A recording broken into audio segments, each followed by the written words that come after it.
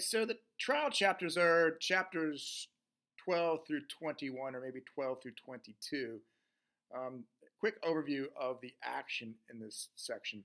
It starts with Calpurnia's church and Reverend Sykes trying to raise money for Tom Robinson's family. Helen Robinson can't find work, and they have 3 kids. Then moves into Aunt Alexandra coming. There are quickly arguments between Aunt Alexandra and Atticus, mostly over the case. Aunt Alexandra disapproves of Atticus taking the case because she knows the hardships it's going to have on the family. Then we get into Dill running away. He's run away because his parents, his new father and his mother, don't necessarily want him around. Then we get into the mob scene outside of the jail, the idea that a mob can be awakened because it's human. This connects to the mob outside and inside the courthouse. Perhaps it's possible eventually to awaken this mob, which is technically make them. And we'll see how that actually in part 3, when we talk about a 3-part structure, there has been some awakening. It's a slow change, but all progress is slow. Then we have the carnival of people traveling to the courtroom, the courthouse to be entertained. We have the testimonies first, Tate. For some reason, he doesn't call for a doctor. Atticus has asked him 3 times. He discussed the bruises on Mayella and the blackened right eye. Then we get Bob, or Robert E. Lee Ewell, and his account on how he found Tom Robinson on Mayella. He also doesn't call for a doctor, and Atticus has him write with his left hand. Then we get Mayella's testimony. We learn that Mayella has no friends and is lonely. She is scared of Atticus, and Atticus perhaps tricking her like Atticus has tricked her father. She's not quite sure of certain things in her testimony. And then she freaks out at the end and hollers about Tom Robinson raping her, and that the fine white gentlemen, are all yellow if they can't, see that. Then we get the testimony of Tom Robinson.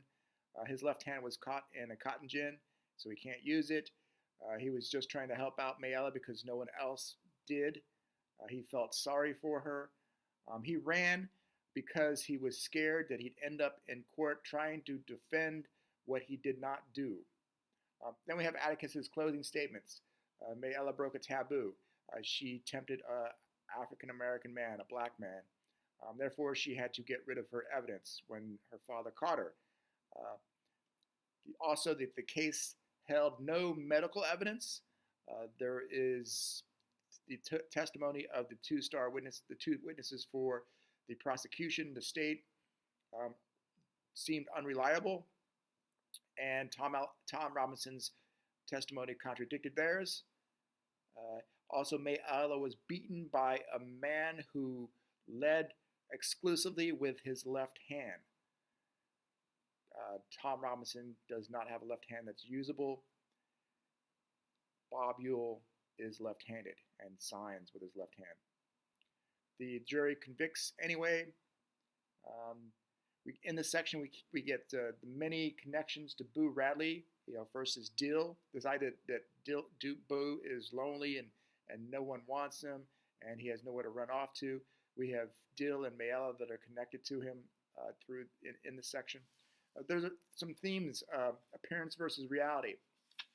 Note that Calpurnia can walk in 2 different social structures in Maycomb: the African American community and the community of Atticus's household, so the white community. She is well educated, but she talks in the way the African American people talk at church when she's around them. She toes the line between 2 different societies or communities. Same thing with Dolphus Raymond, though he does it in a different way. He pretends to be drunk when he's in the Caucasian or white community. He is married to an African American woman, but he's not a drunk. He just does, is giving giving the white community something to consider, or to an excuse to for his behavior. Then we have the nature of prejudice, the theme of nature of prejudice. We have Lula, the African American woman who does not want the white children at her church, the African American church. And then we also have the whole court case and the way Tom Robinson is treated in the court. The fact that he's convicted, even though there's not enough evidence to show he did it. Actually, the evidence shows that there's no way he committed the rape. Also, Mr. Gilmer calls him boy 7 times, and tries to get him just to admit that he felt sorry for Mayella. That's why he did all the work. There are many symbols in this section as well. Note that flowers in the entire book are a symbol. You have the geraniums of Mayella. You also have her middle name, Violet. You have Calpurnia's name, which is a flower. You also have in part 1 the Camilla's and Miss Maudie's azaleas. You also have a lot of allusions in this section. Just think about all the Civil War. You have Robert E. Lee Ewell. You have Arlington, which the courthouse is connected to. You also have Braxton Bragg. So that's a quick overview of part 2. Note that if we were looking at a 3-part structure, and it's one of the ways that you can break down a novel, part 1 would be, chapters 1 through 11, mostly about making Boo Radley come out. Part 2 would be the court case and the events that lead up to the court case, and part 3 is going to be the aftermath of the courthouse. Note that when we get into the next chapter, chapter 22, we'll see that Bob Ewell is upset, and actually it tells Atticus that he's going to get him if it takes him the rest of his life. All right, that is a quick overview. We'll talk about chapter 22 tomorrow.